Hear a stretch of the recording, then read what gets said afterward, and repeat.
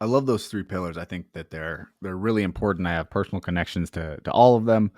I do think, for the sake of the fact that we don't have endless amounts of time for this podcast, I'm gonna get into one, right, that may actually get to all of them. And I think the big issue, um, that all of these areas seem to be solving to some extent is one that we actually already talked about, which is systematic barriers, right? Systematic racism that have been put in place. For the sake of our conversation and zooming us in, I'm going to focus on what that looks like in the tech community. So I was recently reading a Forbes article. Let me see if I can find the name here. Yeah. So the Forbes article was Rebuilding Tech for Diversity Through Times of Adversity.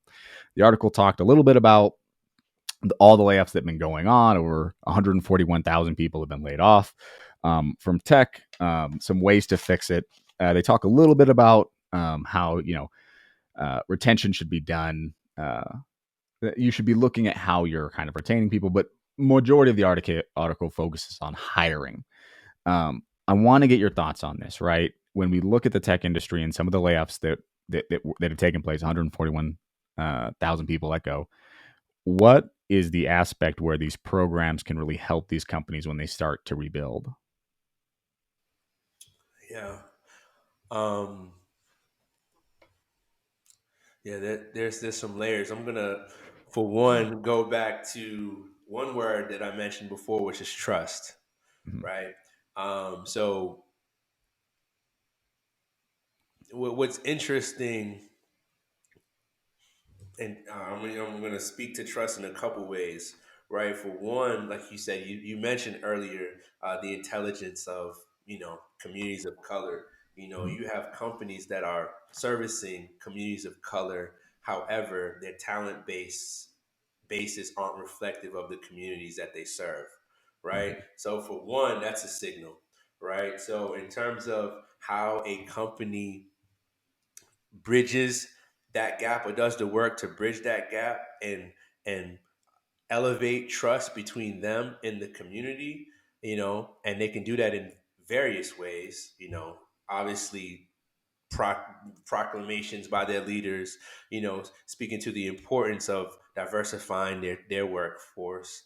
Um, in addition to that, making investments, not just investments, philanthropic, throwing money at this, throwing money at that, but actually investing into the upskilling, right? Invest in the training, invest in resources or drive access to resources that'll help talent of color especially upskill, right? Because this Mhm. is important. This is a critical time where everybody should be considering their skill sets. Mhm. 46% of the jobs that exist today are expected to be gone by 2030. There's also an additional prediction that 900,000 jobs will be created annually. Not that's 900, 900 or 90,000, 900 new jobs, 900,000 new jobs annually between now and 2032. And that's especially because of that influx that $369 billion that's been authorized. We're talking an entire new industry, entire new sector that will be built because of that investment. So this is a critical time where everybody should be considering their skill sets, and what better a moment in time for companies, these powers that be, to say, hey, we want to do this different going forward. And We may have knee jerk reacted really fast as COVID hit, and we had to uh, sustain our day-to-day functions virtually. Like COVID, part of the reason why there's such huge layoffs is because companies saw success actually when COVID happened. They saw greater returns by expanding their technical teams, right? Because functions, business, look how we're convening right now, look how we're talking. yeah, The infrastructure needed to sustain day-to-day operations, to expand e-commerce, um, technical talent was needed, and those are just a couple areas that I'm naming. But as on the back end of COVID, leaders at some of the biggest companies you can think of said, you know what, we may have overhired, and like I said, moving forward during this window where it's critically important that talent people upskill, companies could stand up and make investments and direct funds specifically to the upskilling of diverse talent. And what I hear there as well, that I think is important for listeners or anybody who's interested in this is that they're in what you just said. A lot of it, right, is that companies are making assumptions, right? There was this assumption that when they were going through their COVID spurts of growth, that same growth would be sustained on the other side of COVID. When it didn't mature, all of a sudden we're in kind of the situation we're in now, right? We won't get into corporate greed or some of the other things that obviously play roles in There's other these, stuff for sure. but one of the other things I think what that made me think of as far as assumptions is we always want to be careful making the assumption that your talent, your black and brown talent, or whatever group you're looking at, needs programming if the job that's already being fulfilled by those people who don't have that talent, you're not requiring them to go through programming. Because I always think this is what I've found is oftentimes overlooked by companies that put efforts into programming and then wonder, well, we went through all these programming, why aren't we hiring these people? Because sometimes what I've found with some people we've worked through is that they'll create a program Oh yeah. for black and brown folks. But then they'll say you can't apply for the manager job until you've created the program. Well, they're 6 months into a 12-month program, and the job that they're trying to get becomes available, and they can't get it because they have to go through the program. So it's given to people who aren't in the program, who happen to be white males or people who didn't participate in the program. So I think talk to that nuance of programming and that nuance of upscaling where you really are pushing yourself, but also at the same time, the way companies need to understand what really upscaling is and programming is. Yeah, for sure. And I think what you're touching on is um, uh, a programmatic area of success that Dream.org's tech program has historically had, which is not just getting the corporations to invest in the upskilling of diverse talent, but you also got to look under the hood and understand both your technical needs, right?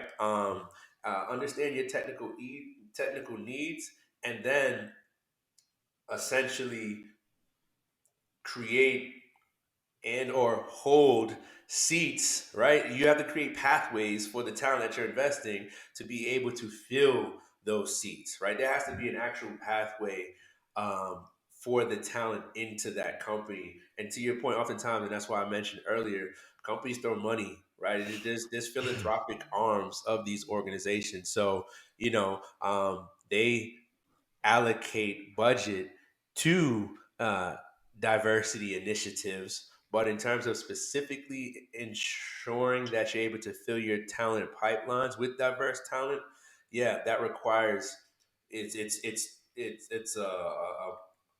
mm, um, there's there's energy needed on both sides, right? There's also buy-in needed from the leaders within that organization. Sometimes, and when I say leaders, managers, let's talk about, the people that are managing the talent that are coming in. You need buy-in, not just buy-in, they need empathy, right? So it's to stand up programming like what we've done, where we work with corporations, understand their technical needs, reverse engineer, create curriculum specifically for those roles, go into the community, find the talent, 7 touch interview process, high touch purposefully, so that we're not just making decisions based on where they went to school, um, uh, their work experience, not those factors alone, but aptitude, mindset, their insatiable curiosity to learn. We're considering other factors. We're considering potential. Right? Mm. We've struck in that sweet spot so that we can really get underrepresented talent a seat at the table. So I say all that to say all that's great, there's still the work there's still work that the companies have to do. There's still training and work that leaders at those organizations have to do to ensure that they have empathy and understanding for the talent that's coming into their organization. Because you've mentioned layoffs, but let's name and be real. Another critical component is folk talent quitting, retention, right? Hmm. Retention for diverse talent in the tech sector is also abysmal, Hmm. and it's because this is still a culture. When there's only 8% of the talent, the technical workforce is black. Yeah. You can't expect that that's going to be a very empathetic or understanding culture. Yeah, I think it goes back to empathy. Like it's not even you have to be the same as every other organization in tech. You have to be better. You have to be more empathetic because guess what? There's less black people. Like there's just less people to be related. So it's not enough to do the bare minimum when Right. you're already that far behind. You don't show up to class when you've got a D and say, I can coast the whole year. All I need is a C the rest of the year and I'll graduate. That's All of real. a sudden you have to put in that extra effort. So I do think it's so true that because I think a lot of times when we say empathy, when we say, hey, this is what we need empathy, people think, well, I've got a whole lot of empathy.